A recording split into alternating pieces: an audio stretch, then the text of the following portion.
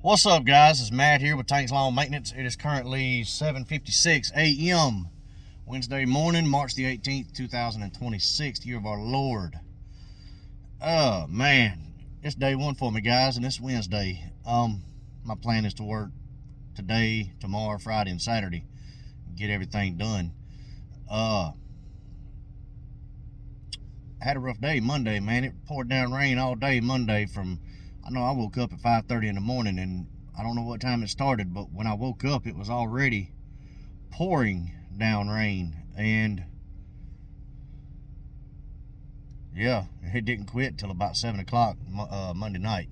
So yeah, couldn't work Monday. And then I tried to go out and work yesterday, but I went and checked 5 or 6 properties, and they were all saturated. And at that point, I wasn't gonna screw up my route, and jumble my route up, man. I don't want to mess my route up this early in the season. I'm sure it'll probably get manipulated at some point this season, but I want it to be set right as long as I can possibly do it. And so if I jumble it up right now, that's gonna make things bad.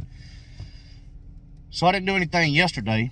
Let all my customers know that I was 2 days behind, and my plan was to go out and do 2 pine straw jobs. And texted one customer, let her know that I was coming, that I was going to try to get out there today and do it, and she told me she wasn't ready. I don't know what that means. I don't know if she, maybe she didn't have her money right or what, but she just told me she wasn't ready. She was expecting me this weekend, was what she told me. And which is kind of frustrating. And then the next one that I text, she told me that the pathway to get to her backyard is a muddy mess, that I would probably be doing more damage than I did any good. So I read between the lines on that one, and just now I'm gonna be 2 weeks behind on landscaping, which is fine.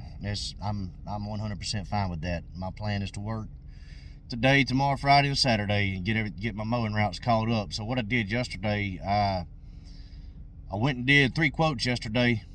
Actually, I went to 4, and one of them I'm probably gonna pass on, man. It's just a little too much for me to handle. There's a guy. He's wanting his yard cut every week, which is fine. It's $1 million property, as Buster Davis would call it. Small property, but very, very, very nice house. And there's a lot of stuff in the yard, man. A lot of bushes, a lot of ornamentals and things like that. And when I say pass, I'm gonna give him my price on it. The guy's probably gonna be paying close to $400 a month. It's a very small property, cookie cutter property, but like I said, it's got a bunch of bushes, man, a bunch of bushes. And it's not going to be a monthly price. It's going to be a price per service. And to mow the lawn ain't going to be bad at all. But he's wanting them bushes trimmed twice a month. And he's wanting the grass cut once a week. And he's also wanting mulch. Very high ticket property, but sometimes you just got to turn stuff down, man, because you ain't got the manpower to do things. And what happens is when you take on properties that you just don't have the manpower to do, it hinders you from being able to do stuff that you do have the manpower to do. So, and it's very early in the season. I don't want to hinder myself this early in the season. I'm sure it'll happen at some point, but try not to hinder myself, you know what I mean? But yeah, but I did pick up the other 3. They're just mowing. I did a walk around on the properties. All I did was give them a price for mowing. I was kind of in a hurry yesterday because I had stuff that I wanted to get done, and didn't give them a price on bushes or anything else. But one guy that I gave him a price for mowing, he's wanting me to give him a price to remove a bunch of pine bark and come back with black mulch.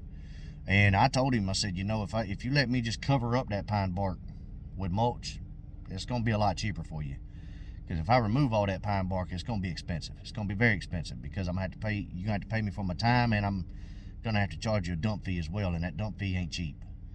So, yeah, got that going on. And so I did pick up 3 yesterday. 2 of them one is literally right behind my house, and the other one is, another one is connected to my neighborhood, and then the other one's on the other side of Evans. So, it's March, guys, and the spring rush ain't even hit yet, and my phone's ringing. And still got to go do a side quote. I was supposed to go do that Sunday, but the lady completely forgot about it. And she went to her mom's house, and not sure that it's going to be sod, you know. I mean, we're trying to figure out something to do to keep her lawn from washing away. And, you know, from what I can tell, I think the only solution is going to be just to come in and redo her entire backyard. She had a dog that dug her backyard up, and she doesn't have that dog anymore, and she's wanting to fix her backyard. So I would imagine it's probably going to be 4.5, 5 pallets of sod, and also some prep work. So you're probably looking, I don't know, you're probably looking at anywhere from a $4,500 to a $6,000 ticket. So, but we'll see. We shall see. And but that's definitely not going to be able to get done right away. I'm 2 weeks behind on my landscaping, and I've got seven weekends worth of landscaping coming up, and probably not going to be able to hunt on Saturdays during turkey season at all this year, man. And which I'm fine with. You know, I signed up for this, and I told my boys, and they understand as well. And but anyway, also yesterday when I got done doing all those quotes, I fixed the Turfmaster, I think. I crunk it up several times yesterday. Everything ran good. I let it run itself out of gas. You know, several times I would cut the fuel line on it while it was running, let it run itself out of gas, burn all the gas out of the carburetor, and then the gas tank got low enough to where I just let it run and run itself out of gas. I wanted to make sure that there was no problems with it. But what it was is, you know, I don't know why it is on this Turfmaster, man, and this is the only mower I've ever had this problem with, but ever since I have owned this mower, if you fill that gas tank, it's got the 1 gallon gas tank on there, but if you fill it up, you're going to flood that mower out. I don't know why that is. So I put about 1/4 of a tank in there, and when I do that, it runs just fine. If you put any more than that, you're going to have issues. So pulled the carburetor off yesterday, cleaned it out, and drained out the fuel line and all that good stuff. And you know, it had gas in the muffler as well. And I think that's what was causing all the white smoke, was the gas in the muffler. But I didn't take the muffler apart or anything like that. I didn't look at it to see if you could take it apart. I just simply let everything burn out. You know what I mean? And but as of right now, it's fixed. We'll see. I've got a couple of properties that I need that Turfmaster for, specifically backyards that I can't get the 36 into. And but the bottom line is, as soon as I get to a certain point, these properties that I need that push mower for, I'm gonna have to let those go, man, because I'm not gonna go out and spend $500 to $1,000 on a push mower just to cut somebody's backyard when I'm only doing it for 2 or 3 properties. You know what I'm saying? I don't see the need in doing that. And I'm not gonna keep sooner or later this Turfmaster's gonna get to a point where it's gonna cost me money. And I don't want to let myself get to that point. I'm still gonna hang on to it because I like using it on my yard to scalp and bag it with, because with that one, the deck is wide enough I can go down to, or I'm sorry, the deck is narrow enough I can go down to 1.5 inches whenever I'm scalping and bagging my yard. And I don't want to go down to 1.5 inches with the walker, with it being a 42-inch deck, man, because I'm scared I'm gonna tear up scared I'm gonna mess up my blades and my spindles and all that good stuff. So I am gonna hang on to that Turfmaster, and it leaves a phenomenal cut, by the way. But yeah, also I want to talk about problem customers for a second, man. I did a scalp and bag this past weekend on a guy, and he waited till this morning to pay me. I did this for him Saturday, and he waited till today to pay me. He didn't tell me anything or anything like that. And he gave me some sob excuse talking about Apple Pay couldn't connect. I don't know what it was, but it's all confusing to me. But anyway, he paid me this morning. That kind of irritated me a little bit, you know, because you got to have cash flow in your business. And when you do a job and, you know, the invoice says due upon receipt, unless that customer is up front with you before you complete the service, you expect to get your money that day, at least within 24 hours, you know. I don't like having to chase down my money. But another problem customers I'm having is, I've got 2 customers. One of them, Sunday, the very first Sunday of the season, the mowing season eve is what I called it. that Sunday night, I sent everyone a text letting them know that I would be coming out to give them their first service of the season. This guy texted me back and told me his grass didn't need it. And I texted him back immediately and told him his grass does need it. I'd passed by his house a day or two before, and it was high. And he just simply texted me back and said, okay. So I cut his grass and got paid. Well, this past Sunday, texted all my customers again. This was the same rotation this time. I'm on week 3. And texted everybody again this past Sunday, let them know I was coming the next day. And same guy texted me and said his grass doesn't need it to come back next week. And I told him, I said, I can't come back next week. I said, next week's too heavy. I said, it's either going to be tomorrow or 2 weeks from now. And he said he wanted me to wait 2 weeks. I don't know what his lawn looks like right now. It's in my neighborhood. I'll check it out this morning. But it wasn't but 30 or 45 minutes later, another lady texted me. She's an elderly woman. And she told me her lawn didn't need it as well to come back next week, and I pretty much told her the same thing. Well, I passed by her house yesterday evening. Her yard does need it. It does need to be mowed.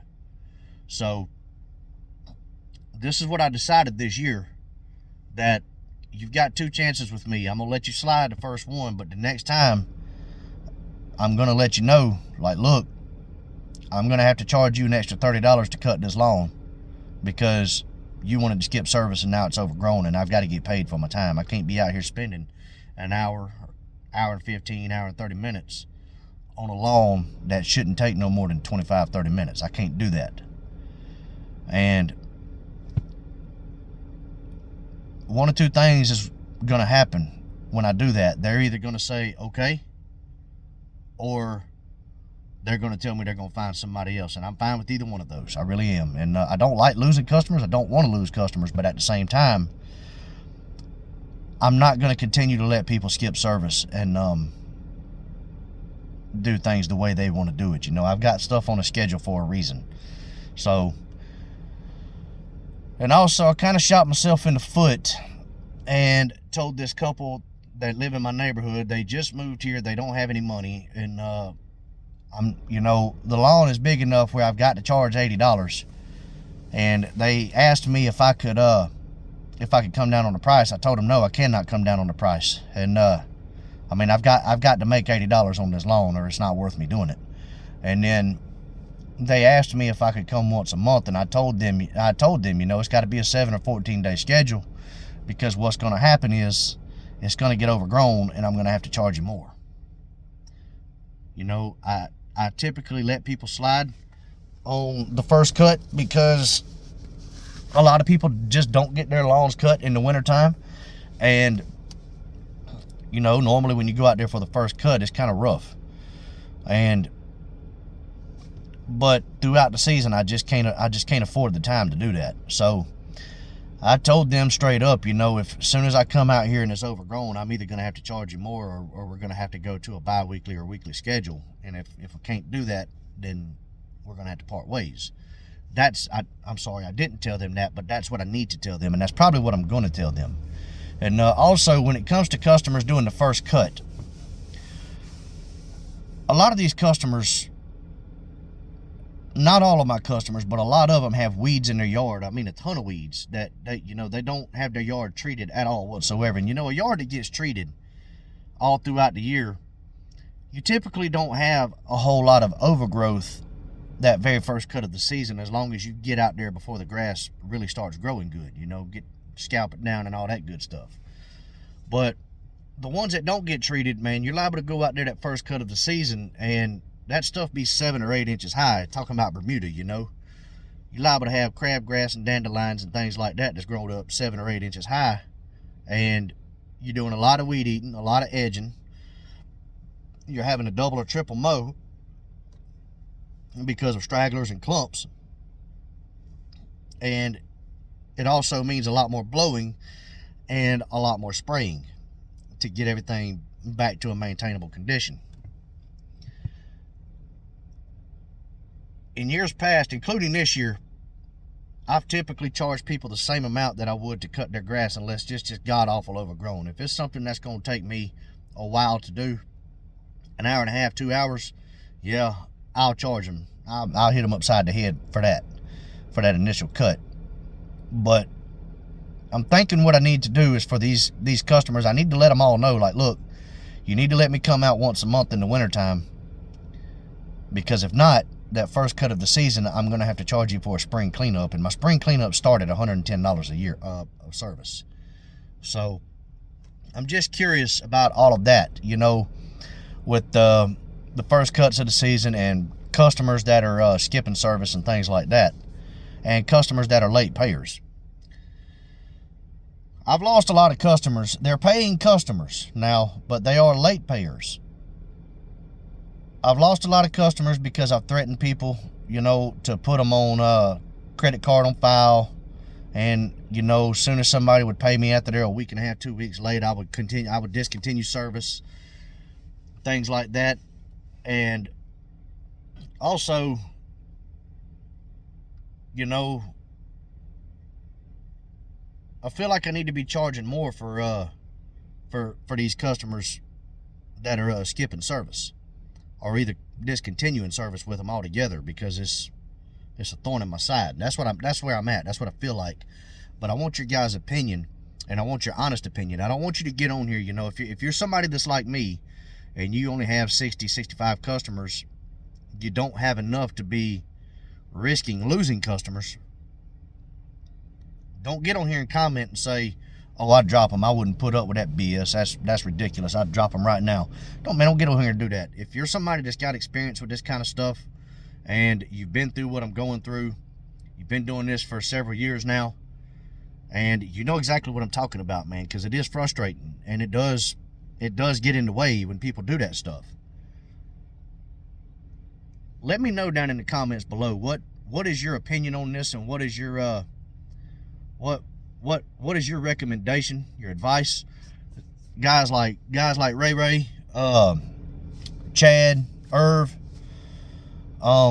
Buster, what do y'all think, man? What should I do in this situation? Should I just let it go, or should I put my foot down now because it's gotten out of hand? And I'm asking these questions, man, because I'm really trying to take control of my business this year, man. I let my business get out of control over the past 2 years, and to be quite frank, I feel like I had better control over my business when I was doing it part-time versus when I was doing it full-time. And that's where I'm at on this, guys, but I'm not sure what I need to do in these situations, so I'm getting on here asking for advice. I'm swallowing my pride and asking, guys. I'm putting it out there. So help me out with that if you can, if any of you guys see this video. But anyways, guys, I'm about to hop off here. It's after 8 o'clock now. I was waiting on these landscapers over here to finish up. They're blowing off now. They got got 2 trucks over here, one in front of my driveway and one I'm sorry, not my driveway, but my neighbor's house across the street, and then one at their neighbor's house, and they just kind of makes it tough for me to get out of my driveway. So, but luckily I've got 10 on the list, and I'm in my neighborhood all day today, so should be done by about 3:30. Definitely done by 4:30. You know what I mean? That's what I'm shooting for. But we'll see. But hey, guys, look, y'all be blessed out there, and I'll cut y'all back on in the next video. But until then, y'all keep cutting that grass and keep making that money. I'll let y'all. Bye.